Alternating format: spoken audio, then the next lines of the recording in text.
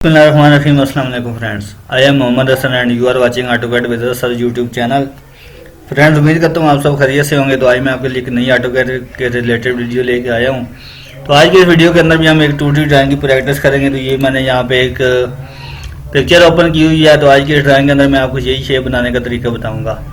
दोस्तों बहुत ही आसान शेप है, कोई पिछली शेप की तरह जो है कोई मुश्किल काम नहीं है इसके अंदर। सिंपली आपने मेरी वीडियो को पूरी देखना है ताकि आप भी आसानी से जो है इस किस्म की शेप बना सके। तो चलिए शुरू करते हैं आज की इस वीडियो को। तो यहाँ पे मैंने AutoCAD वगैरह ओपन कर लिया है। इसकी यूनिट वगैरह और डायमेंशन स्टाइल की सेटिंग मैंने ऑलरेडी करके रखी हुई है। तो चलिए हम इस शेप को बनाना स्टार्ट करते हैं।